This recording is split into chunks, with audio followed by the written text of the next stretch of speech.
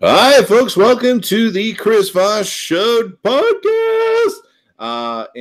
Thank you for tuning in. We certainly appreciate you guys. You guys are the best audience ever in the world that any podcast has ever had. And so we certainly appreciate you guys tuning in. We even appreciate you folks who listen all the way to the end, because that's usually when the podcast gets meaty. So be sure to check that out. Be sure for your friends, neighbors, relatives, dogs, cats, pool boys, mistresses, get them all in the action, because then you can join the Chris Voss Show wherever you are.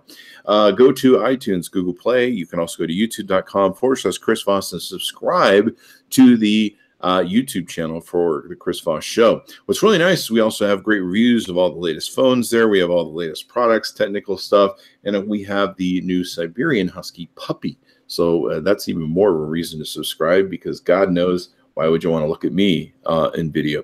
So anyway, I have a wonderful guest and my friend Michael Tchong with us today. Michael is a brilliant, stellar individual and has a long history of doing magazines and other things like that. He's an innovation speaker, a people watcher, an adjunct professor, author, and innovation incubator. How's it going, Michael? Welcome to the show.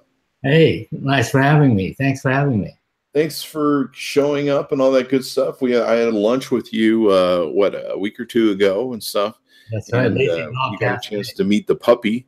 Yes, I did. She's about 3 times larger than that, and probably will become 3 times larger soon again. Wow, amazing. Yeah, if she doesn't pee me out of house and home, she'll eat me out of house and home. I'm pretty sure at this pace. Right now, she's trying to, as a puppy, she's trying to see if she can float the house in pee. Yeah.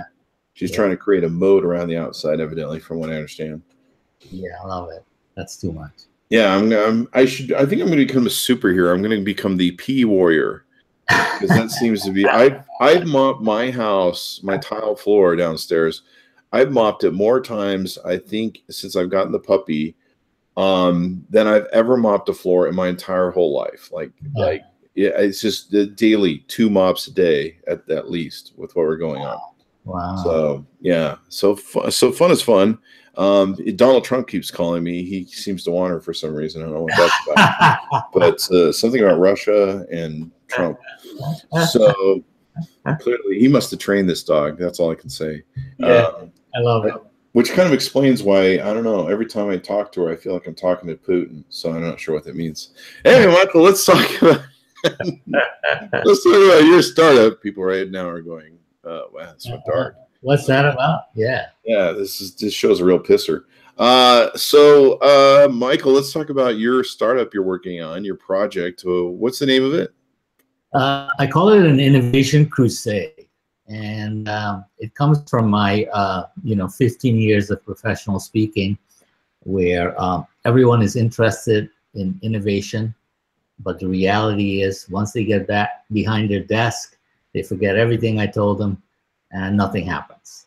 So I want to change that, and I want to create kind of a groundswell, if you will, organically grown, of people who come together and try to change this. And so I've come up with this idea, and it's a little bit out of the box. Okay, it's not what you would typically think about a solution to innovation crises. Most people would say, let's have another week-long workshop and show you how you do it. And, again, the biggest obstacle is not that people don't want to do it. The biggest obstacle is that the powers that be, the managers, the executives in control of the budgets are reluctant to spend any money. And therefore, you get this, butting your head against a brick wall feeling. So, yeah, go ahead. Innovation is one of those buzzwords that people just love to kick around and say on boardroom stock chats and things of that nature, but few people really do it, right? Exactly. It's like teenage sex. Everyone is talking about it, but no one is actually doing it. That's probably millennials these days. Yeah. So and the number of CIOs or chief innovation officers has exploded among American corporations. There's so many, there's thousands of books, there's 1 million articles every day on the web about it. But again, both of all those resources are falling short of actually converting the people that need to be converted. So again, I decided that maybe what I should do is do something like what I recommend the attendees of my talks to do, which is, hey, why don't you do something creative and do something different? And so I came up with this idea. It's emoji driven. Here, I'm wearing the t-shirt. It is the chuckle emoji, as I like to call it. And chuckle sends a signal together with a hashtag called "You Call That Innovation" to people who I believe need to have a swift kick in the pants when it comes to being more creative. So that's what the idea is all about. It's about incubating, change, and that's what it's all about. So I'm hosting pizza and champagne parties throughout the country. I've already done Las Vegas and San Francisco. I'm about to go to San Diego on June 5th. I'm going to Seattle on June 20th. Then I'm going to go to Reno, Napa Valley, Dallas, wherever my speaking takes me. And I organize these events to attract people who, want to see things change. And you and I know everything needs to be reinvented. Education, healthcare, government, even social media doesn't work anymore. So we need a lot of startups to think about the thorniest issues in society today and try to give it a good stab in the back, because that's what we need. So anyway, so that's the idea. Is there a website for them to check out? Yeah, sorry? Is there a website? Just go to ubercool.com. You'll see a menu item there, innovation events. Click on that. That will give you the whole scoop. You can RSVP right there. And essentially, again, we're trying to just galvanize people to get together and try to figure out how to, send a message to the powers that be. Now, the idea is, and we're going to gamify this with a local Las Vegas outfit called Snap. And Snap is going to gamify this so that we're going to make it a fun thing. And if you submit a picture wearing this shirt and some CEO or notable who needs a big push towards innovation, you're going to get points. And the more points you collect, you can exchange it for cool products. So this is how we make it fun. This is how we're going to actually achieve our objective of getting the world to take notice of this urgent need. So what are some recent maybe news or events or CEO actions or company actions that you would give us some examples of some of the recent events and how you'd apply that? Well, I'm using it right now. I've got the emoji with the hashtag under it. And what I'm doing is every time so yesterday I tweeted out to T-Mobile and said, hey, why don't you stop sending payment reminder texts when I have already paid the bill? Yeah, very simple with my credit cards. Capital One loves to do that. Stuff. Yeah, exactly. Simple, huh? So I attached the emoji, and again, it's just to embarrass them and to make people think about what they're doing and realize, it probably would take 5 lines of code, right? Before you send that text message, please look and see if payment has been submitted. If then, don't. When people do their job, Michael, no one does that anymore. No one knows their job. I know. And that, it's an innovative company. T-Mobile is among the innovators I list on my website. But, when they do stuff like that, that's egregious. And it's been going on for years now. It's not something that, is only recent, So this is the kind of way to get that message out and to, bring to people's attention that, we need change. So do you see it as a futuristic sort of glass door where people call different companies and say, you call that information and there's an accumulation of this stuff, or it's put into some sort of forum that be trackable sort of thing? Right.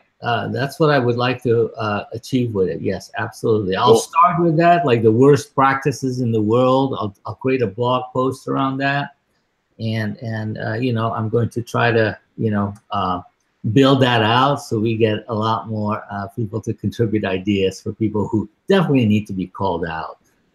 Yeah, I mean, there's a lot of, I can see it like Glassdoor, a lot of internal employees can be like, you know, they can come out of a meeting and be like, you call it innovation? Yeah, exactly. Yeah. I'll probably be sending it ad nauseum to the White House for ad nauseum, or Flint, Michigan, or Michigan, you know, I mean, you know, like when they announced they weren't going to give Flint, Michigan people water anymore, but then they were going to sell a bunch of water to Nestle. Yeah. You call that innovation? Exactly. That's it. So, and by the way, the line comes from a 2012 Wall Street Journal article that talked about this whole issue of innovation being a massively popular topic and people having tons of CIOs, but nobody actually doing it. So the article was entitled, "You Call That Innovation?" And you'll see the backstory on this article at my website so that people can get the story behind the whole initiative. I wonder if anybody's ever tracked how effective or how much innovating a CIO actually does. It seems like, you know, they just basically took a buzzword and created a position out of it. And that way, when investors go, "Are you an innovative company?" "Yeah, we have a CIO." "Oh, here's our money." Yeah. And that unfortunately is true, you know. Yeah. And in most of these big corporations, innovating and that's really hard. Yeah, that Wall Street Journal article talked about the fact that many people at the company didn't know what they did. What does the CIO do? I don't know, but it looks good on the balance sheet. Oh yeah. Whenever we do our investor calls and they ask if we're innovative, we can go, "Yeah, the CIO guy, he does that." Yeah. And they're like, "What does he do?" "Well, he's kind of the janitor. We made him the janitor CIO guy." And he cleans up pretty much the mess. And so, but you know, a long time ago, I learned in business that everything can be exponentially improved. Like if you look at something, whether it's some sort of mechanism in your business, some sort of, you know, system that has to be generated, everything can be improved. And even once it's improved, it can be improved more. Oh yeah. You know, you look at any product or any service, anything can be constantly improved and made different and better and better. And the challenge is to search for that, find it if you can. And then, of course, the next step is you've got to go make that new version better and better. I mean, everything is just exponentially improvable from what I've learned. And so I would constantly ask myself and my staff, I'd be like, well, how do we improve this? You know, this particular thing. How do we improve this? How do we make it better? There is a way. I don't know what the way is, but there is a way to make this better. I pulled a company one time out of bankruptcy that was pending bankruptcy because they weren't going to make the payroll at the end of the week. And I came in within 48 hours, turned the company around, saved it from bankruptcy. And it was just amazing. They were bleeding money all over the place, very poor management. The managers didn't even seem really giving a damn.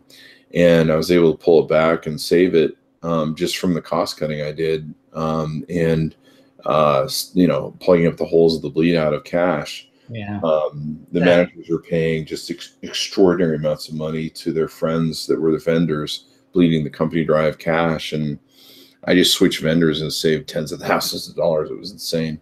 Wow. Yeah.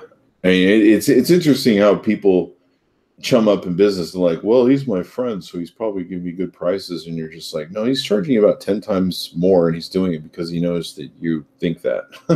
Exactly. Yeah. So. Totally.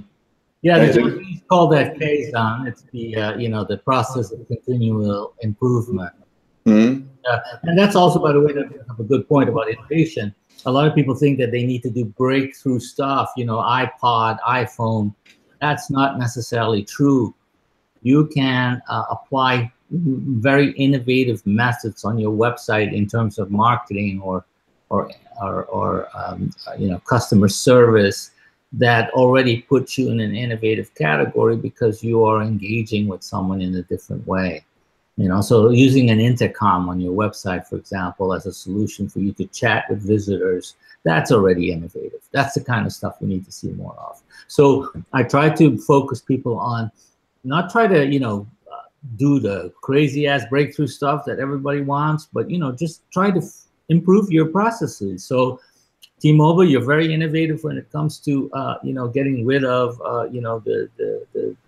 the frills that we used to have in our cell phone bills, but you still haven't figured out how to cap text message reminders about payments that are non-necessary. So that's the thing that we need to change. Yeah, I mean, really, I would sit down with my companies a lot and do what I call the Crazy Ivan from the, it was that Russian movie I pulled it from.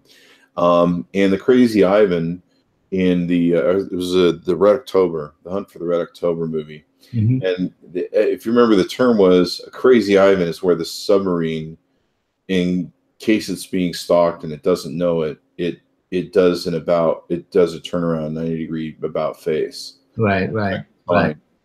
And so I used to call them Crazy Ivan checking. Why do we do this? Mm-hmm.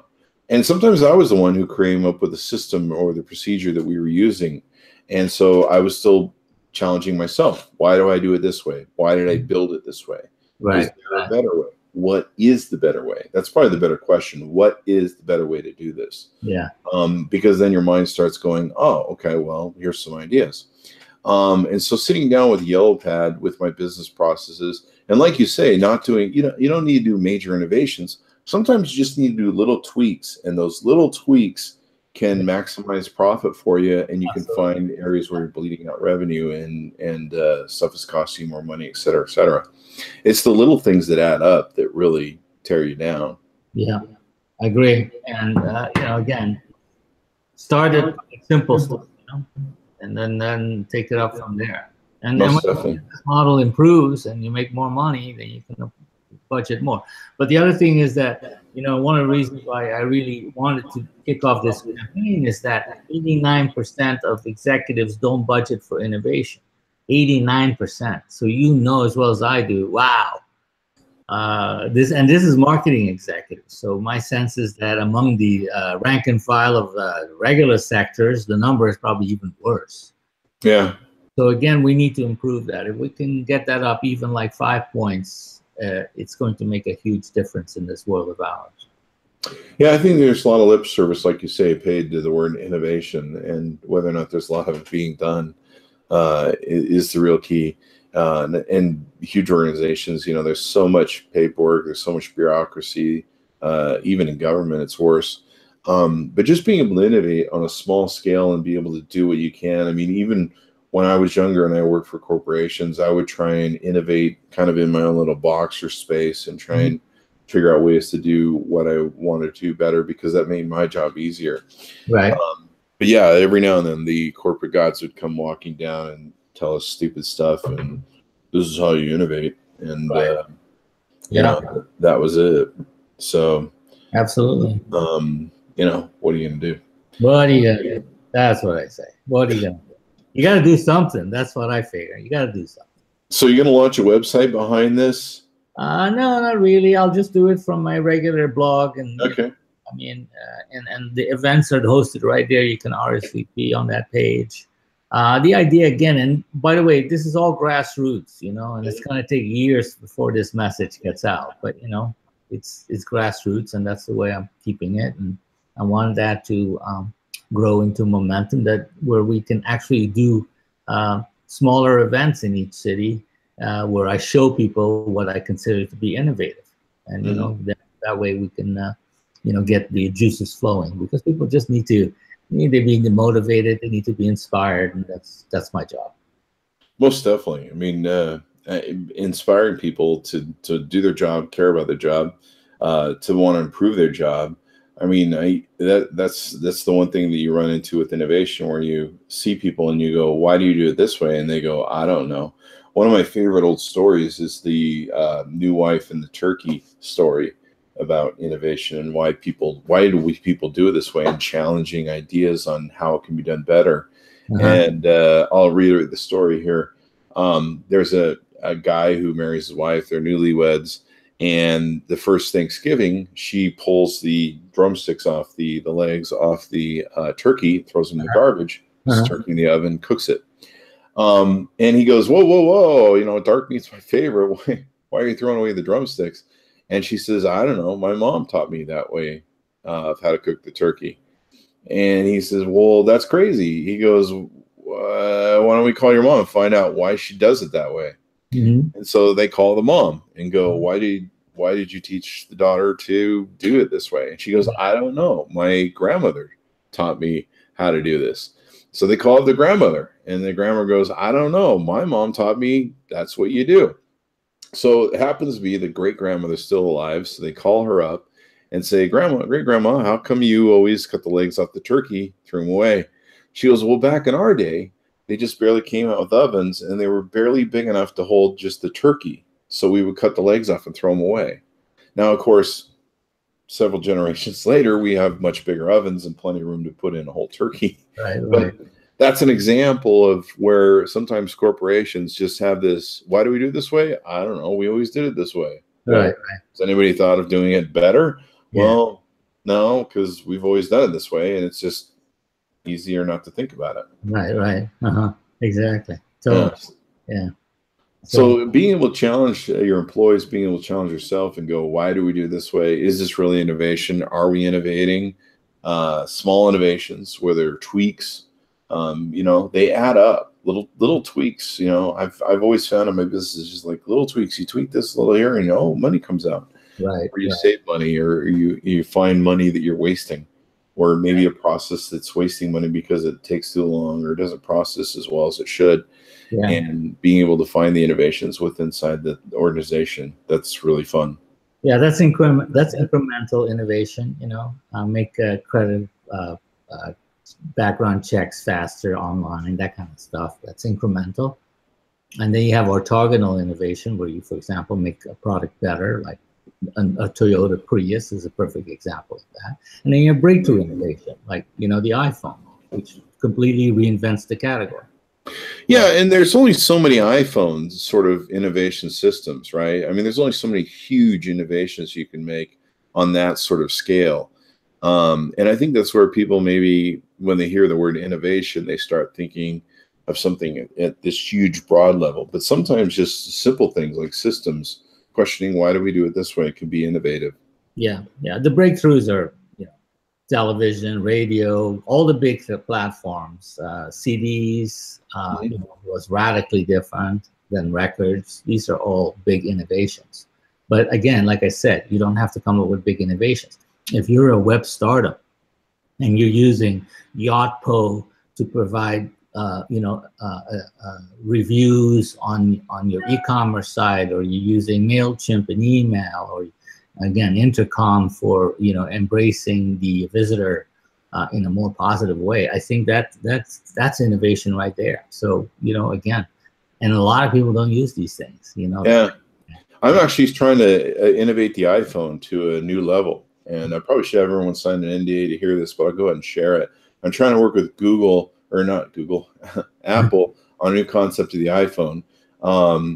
And improve it vastly to, I think, a product that everyone would really like. Oh, yeah? I call it the iPhone coffee maker, the iPhone coffee. And what it is your iPhone will actually make coffee for you. Download an app, and it will brew coffee, and then just kind of spews out the lightning connector, the coffee. You hold it over a cup. Yeah. And it spews it out. If you hit something on the app, it even gives you cream and sugar. I love it. Yeah. Yeah. You don't even go to Starbucks anymore with that phone. You don't have to go to Starbucks. In fact, Starbucks, I'm working with Starbucks and Apple to put these two brands together in this great innovation. If you're African American, though, you won't be able to use it in the bathroom. Is the only unfortunate part with the Starbucks end of it. But we're trying to get that solved. That was a bad joke, man. That was a bad joke. I was the one who did it. That's all I'm saying. But yeah, they apologized. They apologized. I mean, seriously, when you get up in the morning, first thing you do is pick up your phone, and then go grab a cup of coffee, right? Well, why can't you just pick up your phone and it makes your cup of coffee right there? Yeah. That's all I'm saying. Why well, it's 2018. Why has this innovation not been taking place yet? Really, Steve Jobs, you really fell short. Yeah. I mean, he combined what, like 9 different products or 7 different products into one product: phone, a camera, a video recorder, I don't know, whatever, tape recorder. What else is in an iPhone that he pretty much put them out of business? But he didn't put a coffee maker in it. He didn't put it. And that's really what an iPhone is lacking. When Right. it really comes down to it, I mean, they're really worthless. Otherwise, you might as well just buy a Samsung Galaxy S9 from AT&T, as far as I'm concerned. And you don't need a coffee maker because you're awake, because your phone is really smart. But anyway, that's my iOS bashing Apple for the day. You should tell some of your old Apple stories. You got any good Apple stories? People might want to hear your yeah, when I founded Mac Week, Apple was not quite used to weekly coverage. This was not something that they had ever, dealt with. So of course, inevitably, we acquired a reputation. They called us Mac Leak. Employees for the first time were strictly banned from speaking with any reporter at our publication. So all these things that have, reared their ugly head again, and now, you hear employees are being prosecuted. It's gotten even worse. Wow. The terror state in Cupertino is intense. But that came out of our days. I mean, we did have a character called Mac the Knife, which is the rumor columnist in the back of the book, kind of like PC Week, Spencer the Cat, if you go back that far. And Mac the Knife, was famous for rummaging through the garbage bins of Cupertino to find stuff. And you would be surprised at how many employees carelessly threw stuff away. So wow. Of course, that don't happen anymore. Hey, here's an iPhone prototype thrown in the garbage. Yeah. Well, no, here's an iPhone prototype. Let me leave it in the bar. See? Yeah. That's even better. I think there was a Steve Jobs story about how, I can't remember if it was Andy Grignon that told this story or it was someone else, but they had a bunch of the iPhone prototypes no one had seen before at Steve Jobs' house, and they were going through them. And I think it's from the book of his autobiography. And Steve orders a pizza for everyone. And Steve goes walking out to meet the pizza guy and pay him and get the pizza with the iPhone in his hand. And they're just going, oh. But yeah, example of where someone could have seen that iPhone for the very first time. Yeah, exactly. The pizza guy probably had no idea what he just no seen. idea, no. Like, I got a $5 tip, and I saw this weird device that Steve Jobs was carrying. Yeah, it's an interesting story how that whole innovation thing came together with the iPhone, how they put it together. My friend Andy Grignon worked on that project, and yeah, it was amazing what they were trying to do. I mean, they were trying to slam all this stuff together and tape it together and get it to code and get it to work. And on the day of the demo, they were just keeping their fingers crossed that it wouldn't crash. Oh yeah, it's amazing to hear Andy Grignon read the demo. Yeah. They were trapped. The team that was building the iPhone was trapped with him in the center for the week, trying to keep the prototypes working. And so they were in the center with him. I forget the Moscone Center. Moscone Center. Yeah. And so they were trapped in there with him. And so he keeps, testing the things and they don't work. They keep failing. And the problem they keep having is it's failing on every third movement. So if he opens like the dialer, that's fine. If he opens a second app, that's fine. But on the third or fourth app, it will crash 100% of the time, the phone. Right. And so they're trying to get the damn thing to work. He's pissed off. And of course, he's, strutting around stage, practicing his speech.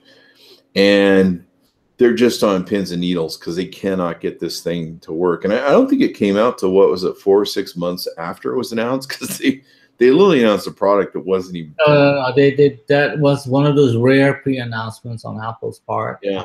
In January at Macworld, and it shipped on June 29th. I remember the day because I stood in line at the Apple store, on Stockton Street in San Francisco, and I purchased one of the first units. So it was, and then when I brought it home, I could tell, man, this was going to be a freaking revolution. You know, up till then, I had a BlackBerry. You know, I was a BlackBerry lover. Before that, I had a Trio.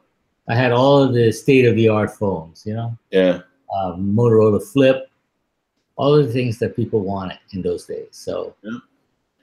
They put it all on an iPhone, and then of course when they came out with the App Store, that was huge. Yeah, you know, I remember the stories of Andy telling it where I think they had 3 to 5 units in the desk for him. So if one crashed, he could grab another. And technically, what he was supposed to do was he was supposed to every 2 to 3 movements move to another phone and use that phone. Oh yeah, and it was a bit of a parlor game sort of trick with cards, and I remember Andy said they were sitting in the audience. The team was just on pins and needles, and he goes to the third movement or whatever application, and it doesn't crash. Like the first time it doesn't crash was when he was on stage. And you kind of have to wonder how much fortunes would have changed for Apple if that thing crashed on stage. I don't know if it would have made that big of a difference, but no, it wouldn't have. Probably not. I mean, because he had other crashes with. Didn't he have other crashes with the iPhone 10 launch was, you know, remember he did the face recognition. It worked, and he wiped his face. That didn't work either.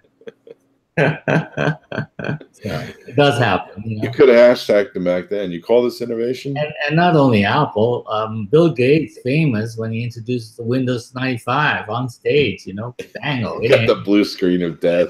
Yes. So it's happened to everybody, you know. Oh yeah, most definitely.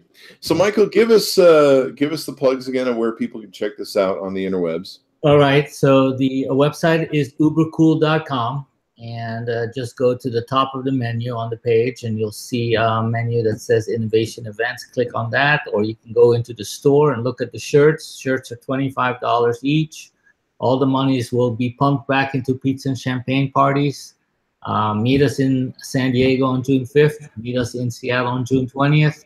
We're going to go around the country and get this message across that we need change, and this is what it's all about.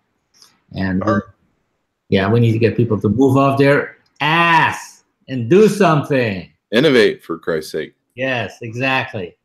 So that's the scoop. Sounds good, Michael. Well, thanks for being on the show. Thanks to my audience for tuning in. We certainly appreciate you guys. And of course, you got some great stuff tuning in this far. So always listen to the end. Be sure to refer your friends, neighbors, relatives to it. Go to Google Play, iTunes, youtube.com/chrisvoss.com. See the, not chrisvoss.com, but you get it. See the new puppy, see the newest reviews, and of course, see Michael and all the other podcasts we do. Thanks for tuning in, folks. We'll see you guys next time. Thanks, Chris.